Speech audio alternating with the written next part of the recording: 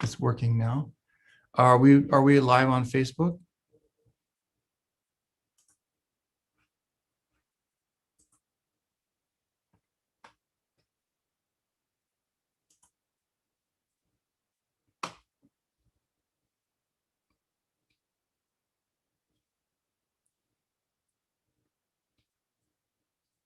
Okay, cool. How do I get it live on all the other services like the website? Okay, now I got to go to the website. I haven't done this in quite a while.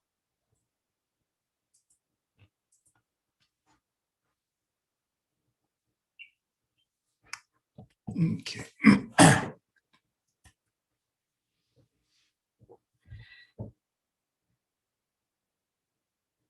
WordPress error. Oh, here we go. My account, log in. Then you go to edit the homepage. Right.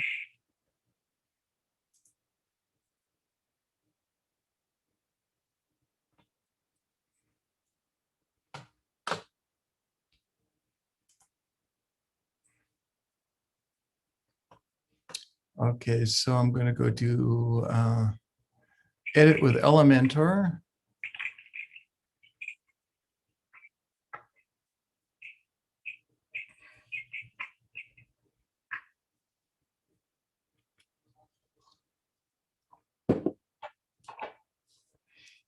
Okay. Now I've got to get the, where do I get the thingy from again? The URL from Facebook? Get that from the Facebook streaming page, yeah.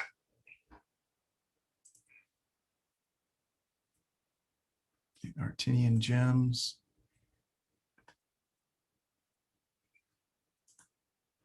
Okay, there we go. Streaming. Command C. Is Nong still at home? I don't think so. Command V.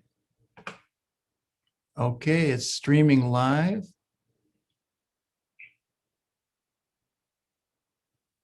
This is power. Today we're digging deep into our vault, incredible gems. We'll be sharing with you some incredible finds from our inventory. It doesn't say anything about lunchtime live.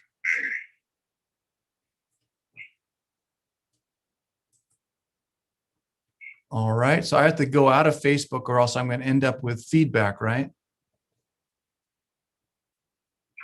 Maybe, yeah. Okay, so.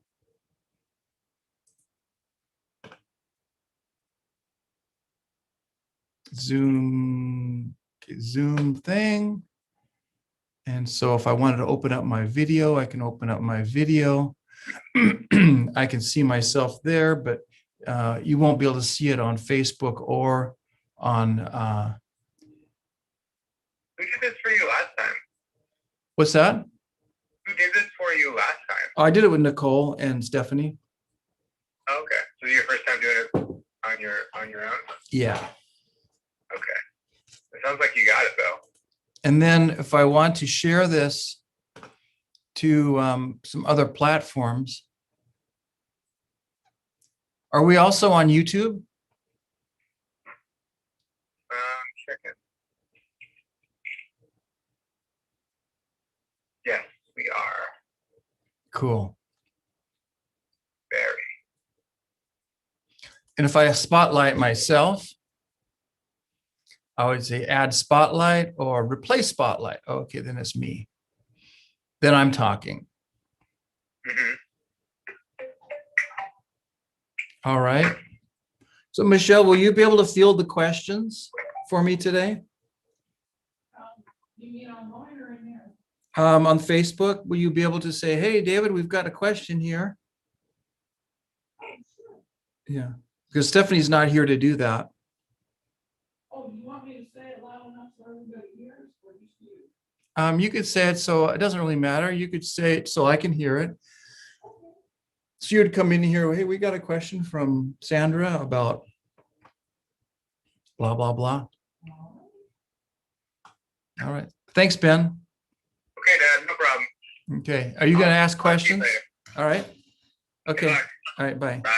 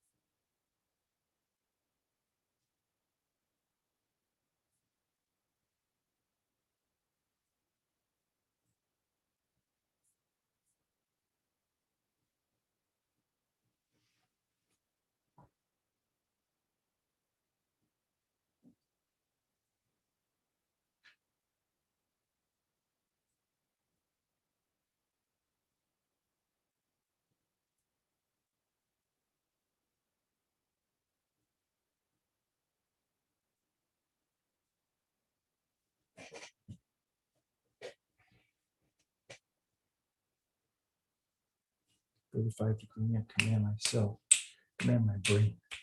You're here to help, you're here to serve. You're here to make it a wonderful experience. Give them a wonderful Johnstone experience.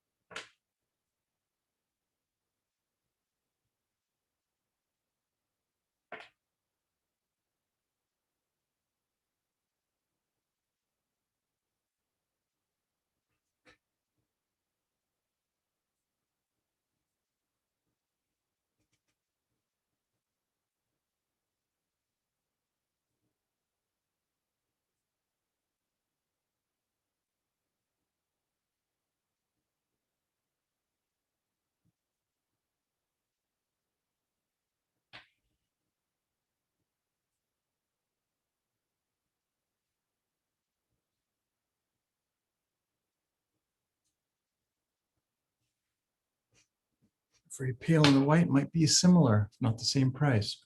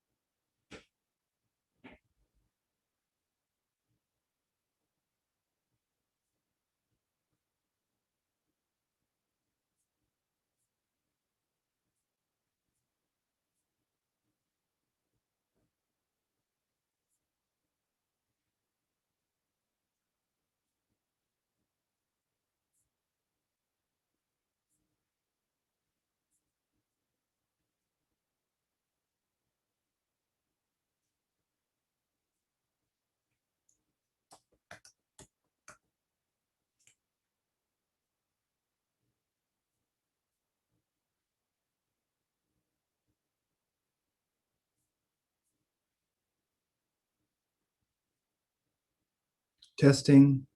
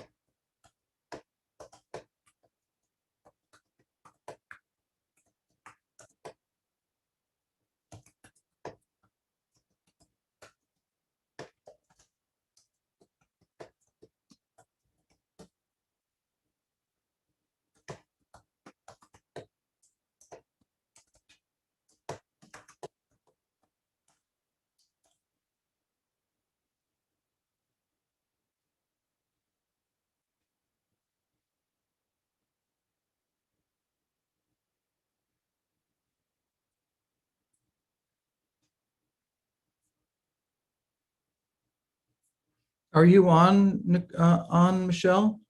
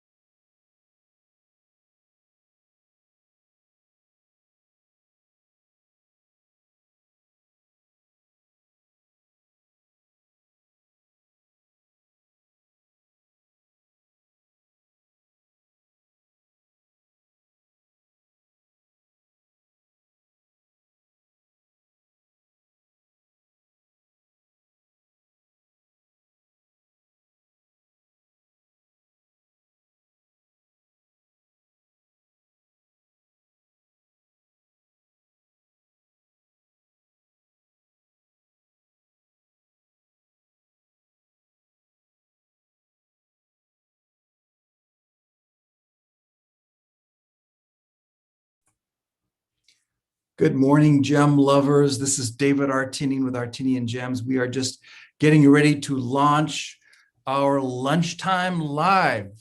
It's a Thursday feature we offer every Thursday, basically every Thursday.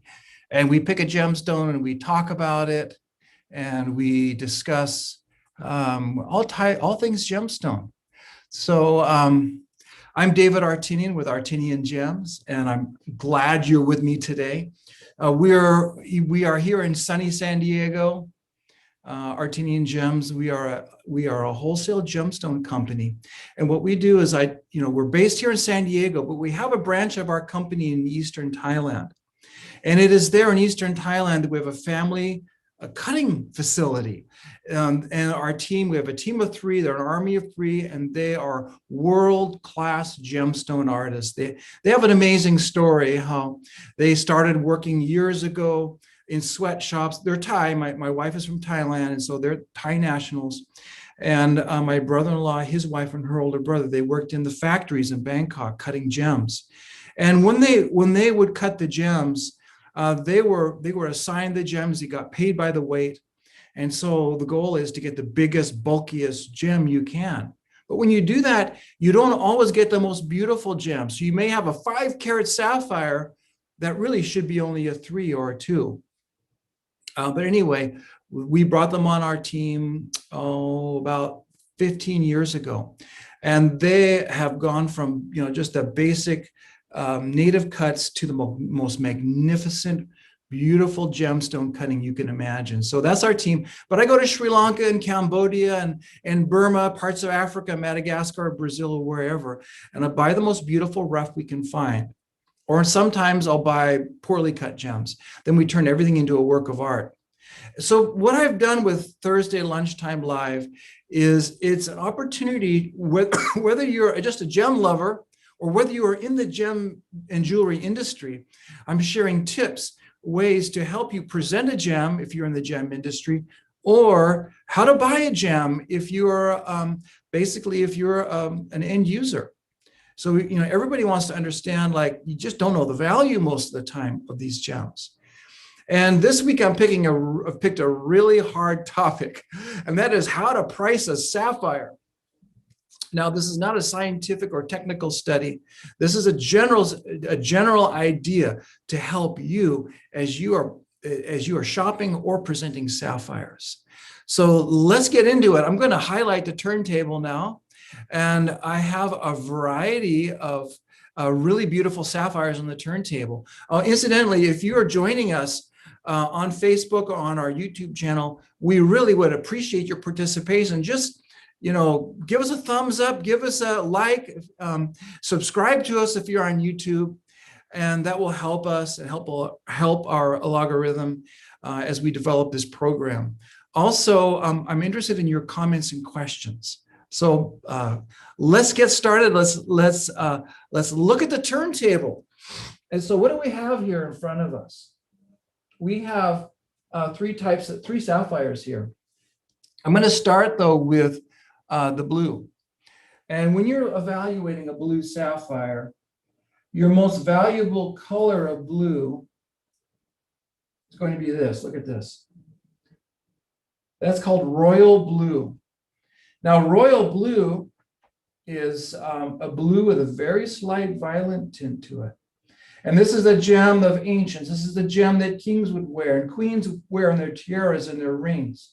This is the gemstone, the famous gemstone throughout the Victorian era. This was the gemstone for the wedding ring before diamonds became popularized. And this is the most valuable color of blue. Now, to be this most valuable color of blue, you must have blue with a slight tint of violet. Now, this is 1.5 carats. This is called royal blue, blue with violet. Now, let's just say this gemstone let's just say this 1.5 carats cost $6,000. I'm just going to throw out a number. I'm going to give you a comparison because that's kind of what we're looking at when we're looking at a royal blue 1.5 carats. Let's look at this blue. Now, you can see that there's 2 colors again in this gemstone. It's blue and a slight teal color. blue-green. Now, the blue-green indicates that there's a much higher iron content in that gem. And so it's not royal blue, it's a teal color, super popular color right now. But this gem, if the royal blue for $1.5 was 6,000, the teal blue would be 3. So you can see they're both about the same size. Their clarity is really good on both of them. But royal blue commands a premium. Now, let's look at this one. This is a wild card. This is a bicolor tourmaline. A bicolor from Australia. Now, if this was the same, I mean, this is definitely a wild card because, how do you evaluate a piece of art like this? It's a beautiful gem. It's got 2 colors. You're not going to slap it down on a grid like you would a diamond and color grade it. It's got beautiful yellows and it's got gorgeous green in it. Now, this one, I'm going to throw out a number here that will be similar. If it's $1.5, it's going to be similar to the teal. Or you could price it higher because it's one of a kind, it's unique, and very, very few people are going to have anything like this. Now, that's going to bring me on to the next topic. I mean, how do you evaluate anything? If I was to, I'm just going to use a very basic example. Say you had a bag of beans, and that bag of beans was, $10 for a bag of beans, and it was in a little bag, little Ziploc or burlap, and it was selling in the grocery store for $10. And then next to it, you have another bag of beans, same weight, same type of beans, but it tells the story about where those beans came from. It was from the mountains of Bolivia, and these beans are sustainable, organic, and it tells a story about the local people and the farmers and how it's bettering the lives of the locals and how they're donating to charity. That bag of beans, and it has a recipe on it. That bag of beans might sell for $30. So with gemstones, the same way. You can often price them. You can often price the gemstone based on the story that goes with it. A gemstone with a story, a real story, can command a premium. For example, the story of the Kashmir sapphire. Is it more beautiful than the Sri Lankan? Well, some would argue yes, because it was velvety color. Some would argue no. What about a Ceylon sapphire? A Ceylon sapphire is, famous for that color, but you can get Ceylon sapphires of the same color from Madagascar. Is there a price difference? Yes, sometimes there is. And then Burmese sapphire. I go to Burma, I go to the mountains. In fact, that picture right behind me is at a ruby and sapphire mine in Mogok, Myanmar. Sapphires from Burma often will command a 30% premium. Oh, I think we're getting a question. Oh, say, David, we Yes. have a question asking about the bicolor sapphire. Is that natural, or did they do some treatment to make 2 different colors? Actually, that bicolor is absolutely natural. There are trace elements of titanium and iron, and they're just how they're lining up in that sapphire is natural. That's one of the reasons why it's a work of art.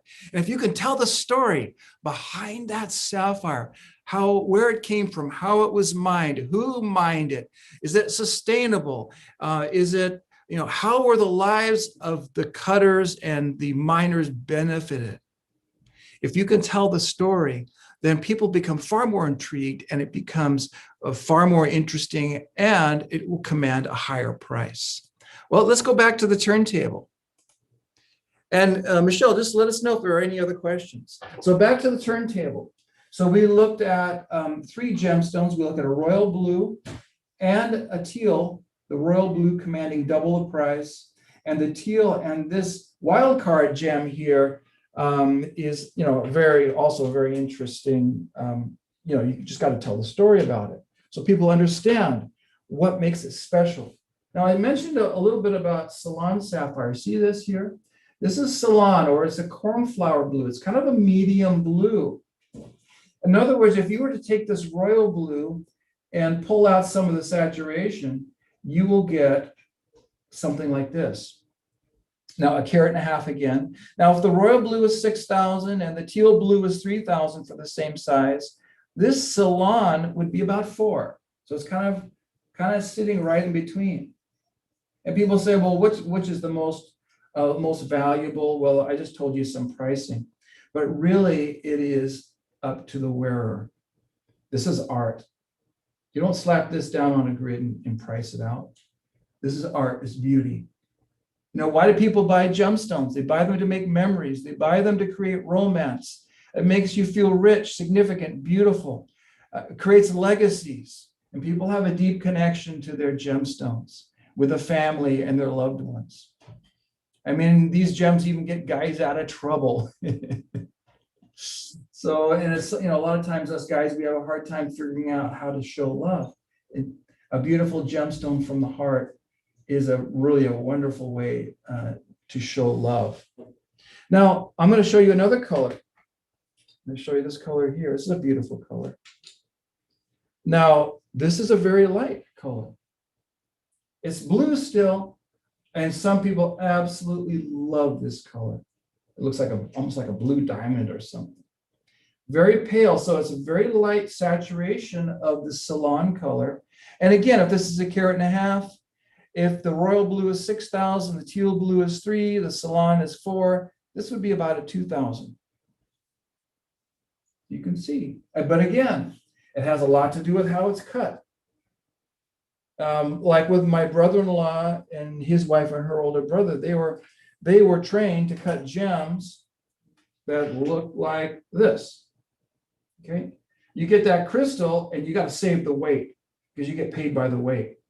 But we don't do that. We compensate our team for beauty, for sparkle. Now this is blue, mind you that, and it is 1.37 carats. It's almost 1.5 carats. Now, and it's a really beautiful color though. I mean, it would be that kind of like that royal blue color. Now at 1.5 carats, instead of being 6,000, this is about 1,000. But if this was cut correctly, it would be, 3/4 carat. So you're going to lose double the weight. Now, when you start with a sapphire crystal, just say any crystal. Let's just take this sapphire crystal, for example. Just imagine this was a totally clean stone on the inside. I mean, you're going to cut this to maximize the weight because it's so valuable. This is a specimen piece, by the way, from South Central Mountains of Sri Lanka. So anyway, if you were to get this gemstone and you were to cut it, let's just say you were to cut an oval out of it. If you cut it correctly, you're going to lose about 80% of the weight. That's a big loss, isn't it? Especially when material is very rare and scarce. But if you cut a crystal to maximize the weight, you're going to lose the beauty. I mean, this is still a really cool stone. You might be able to get 50% or more. So there you have it. As far as, you know, that kind of is leading into the cutting part. So to cut a gemstone correctly, you're really going to lose about 50%. I mean, you're going to lose about 80% of the weight as opposed to 50. Now let's talk about clarity. I'm going to touch on it briefly. I mean, we have very limited time today.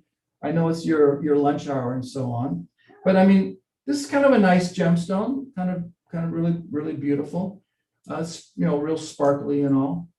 It's nicely cut. You can see how it comes to a real nice point there. The angles are correct, but you can see like there's something going on inside there.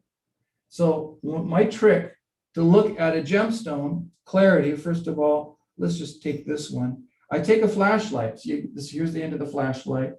And I shine that flashlight right on the side of the gemstone. And I highlight, when you shine the light on the side of a gemstone, it's going to highlight anything in that gem. This is super clean, super bright. Now let's look at this one that I just put in here. I'm going to shine this light on the side. See, there you go. See the difference? See that haziness on the right-hand side of the gem?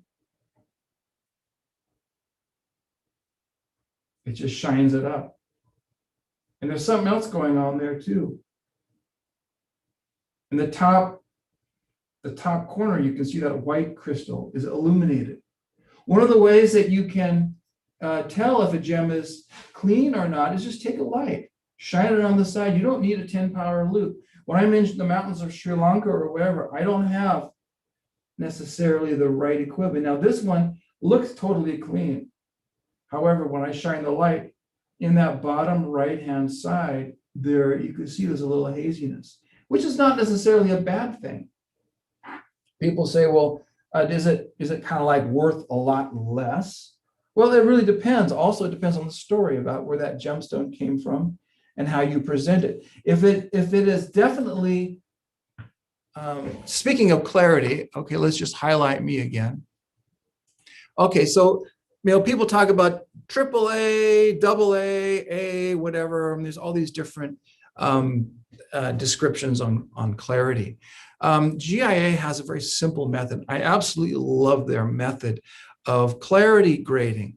For colored gemstones, there are 3 grids and there are like 5 different grades. Number 1 is eye clean. So if you look at a gem from the front at about, with a light, and it's about 8 to 10 inches from your face or a foot or so, and you turn that gem and you see nothing in it, just sparkles beautifully. That's called eye clean. If you look at that and you turn that gem and you're looking at it and you can see a tiny spot or something little, it's called slightly included. If you're looking at it and you can see quite a bit of stuff, that's moderately included. And then kind of like the other grades would be, severely included would mean you're just like full of stuff. And that gemstone, it might even fall apart or might even break because there are cracks in there that make it vulnerable. I'm fine with eye clean. I'm fine with slightly included, and occasionally moderately included is fine. That one that you looked at there that had the blue one there, I would call it kind of a slightly to moderately included gemstone. Then there's three grades. There's gems that should be clean all the time or mostly, like aquamarine. They come big crystals, often very clean. Green tourmaline often comes very clean. Kunzite often comes very clean. And you can get larger crystals. That's like clarity grade 1. Clarity grade 2 is the biggest category, and it has your rubies and your sapphires and your zircons, many of your tourmalines, your iolite, and just quartzes, as in amethyst and so on. That's grade 2. And then class 3. When I got my GG, there were basically 2 gemstones in there. Emerald is one. And that means you kind of give it a pass. You're not going to severely grade it. You're just going to say, hey, these gems come with all kinds of stuff in them, and just kind of go easy on it. And the other one would be rubellite tourmaline. That red tourmaline, for some reason, is often very, very full of crystals and other interesting items. But I'm going to get back to this clarity for a second. I had this gem one time, a beautiful 5-carat green gem. And it was a very rare variety of gem, and it had a crystal, clearly visible crystal right under the table. I thought that was so beautiful and so cool. If you just slap it down on a so-called grid or something, it would have been probably considered moderately included. But that characteristic was so fantastic and so rare that gem sold for a premium, because it had that pure, beautiful crystal inside the gem. So be careful when you're grading a gemstone that you don't throw out the baby with the bathwater, because some gems are beautiful with crystals. A friend of mine gave his wife a wedding ring, and it was a diamond with a big red ruby crystal in it. Absolutely fantastic. In my opinion, completely increased the value. So if you're trying to categorize it, if you're like a data person, you just got to categorize everything. It's going to be hard for you, because gems are works of art. They're works of nature. And the beauty of them will help you present it, and the beauty of it will help you buy it as well. We have another question. And they're asking Yes. whether an inclusion actually helps the stone, because that way you know it's real. Oh, I love that. Natural. I mean, I'm a gem geek. I love to look at clarity characteristics, birthmarks, marks of authenticity, I call them, in gemstones. And so don't be hard on a gemstone because it has a natural crystal. I mean, this is evidence of this gem. I mean, these are little clues to the gemstone's origin, perhaps deep in the mantle, deep in the earth, bringing that gemstone to a trapped crystal inside that gemstone. And so in some cases, as in with the horsetail inclusions in a demantoid garnet, it can actually increase the value considerably.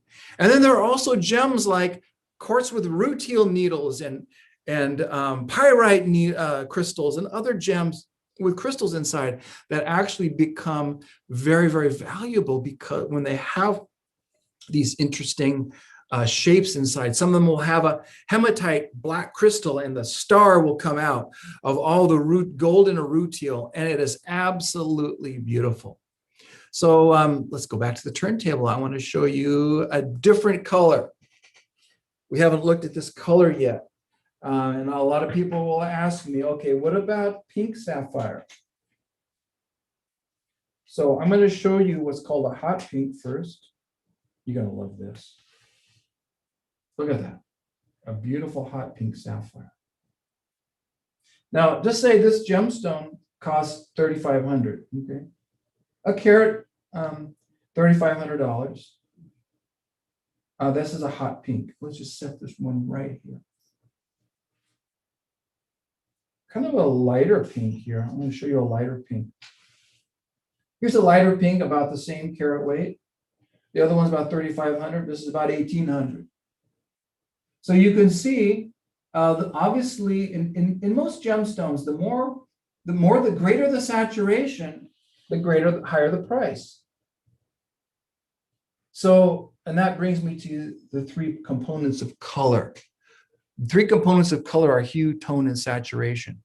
Generally, okay, there are some colors that are rare in nature. Reds are rare in nature. They command a premium. That's why ruby is perhaps the most expensive gemstone in the world. Quality per quality. All right, so you've got your hue. What is it? Red? Is it blue? Is it green? Is it yellow? So that's your basic hue of the gemstone.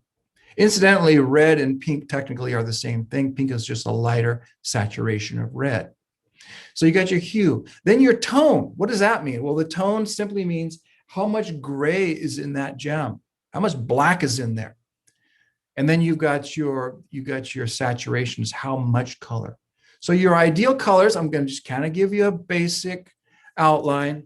Your ideal in a gemstone, your ideal for a sapphire would be high saturation. Obviously, you want lots of color. The greater the saturation, in many cases, the greater the vividness of that gemstone. Meaning, if you were to take that gemstone out in the blinding sunlight, instead of just kind of graying out or dying, it fires up, gets brighter. So high saturation generally is more valuable. The second one is tone. How much gray? A medium tone, medium gray, not too much gray, lighter to medium gray. And then obviously, what are your most valuable colors? Obviously in sapphire, I didn't tell you about one of them. It's a pink and orange. It's called Padparasha. It's a name that's thrown around and it's highly abused. The sellers want to sell everything that's slightly orangey pink as Padparasha, but it doesn't always cut it. It's got to be a real nice pink and orange. But generally, your most valuable, of course, your highly saturated blues, your highly saturated pinks, and then your yellows. Your yellows can be a little different because often it's mimicking a canary diamond, right? Something other than a canary diamond. And I think I might have a yellow here. I probably won't talk about yellow. We're running out of time, but your canary yellows. So you may not want too much. You might not want too yellow. A nice sunny yellow is beautiful. But the real orangey yellow, the golden color, can actually bring it priced down a little bit, especially as you get a brown modifier. And then, so those are your basic, of course, your greens, they are wild cards. Obviously, right now, teal is really in. And so, a few years ago, we couldn't sell teal sapphires to save our lives, but all of a sudden, everybody wants one. So fashion will also drive color.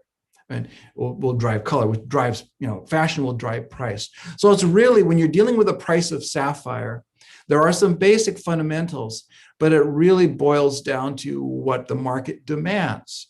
It's like with anything, what somebody's willing to pay for something and what somebody's willing to sell it for, supply and demand, they all come into play. You're not going to be able to nail it down. If you're looking to nail it down solidly for price, you're going to have a hard time. And then we talked a little bit about the cut. Now, the cut can have a massive impact on the gemstone because you can get a really big, bulky gem.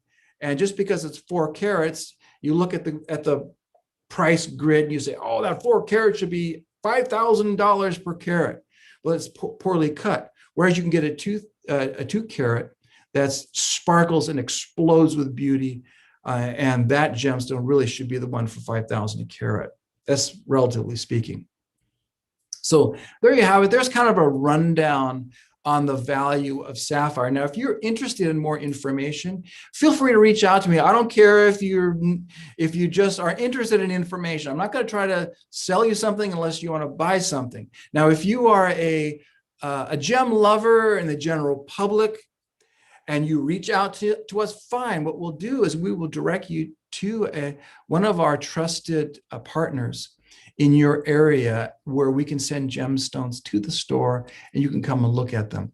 If you're a jewelry store owner or you are an employee salesperson in the jewelry store, we're here to serve and help you. We've got gems on the turntable every day. You can call us. We'll jump on a call just like this through Zoom, and then we will show you the gems. We can even bring your client in. We can give you the address. Your client can be at home looking at the gem. You can be at the store. We're here, and we can help you present gems. And this is kind of like a window to the vault. We have thousands and thousands of beautiful gems curated over well over 20 years, actually 2 generations. So we're here to serve you, and we're here to serve our industry. So anyway, there you have it. If you want to reach out, you can, through our website, through Facebook, artiniangems.com, Artinian Gems Facebook, Instagram, YouTube. We got probably a couple other things. I can't remember what they are. I'm the gem hunter guy. I'm not the technical person here. And so, and we'll help you to find a gem or present one. So thank you for your time. If you have any other questions, just message us. There's a chat feature on our website you can use, or you can just go through Facebook or info@artiniangems.com. Thanks again for your time, everybody. And I hope to see you next Thursday. Well, actually, no, not next Thursday, but the following Thursday. We're taking a break next Thursday, but the following Thursday for a lunchtime live, or you can just reach out anytime. Thanks again.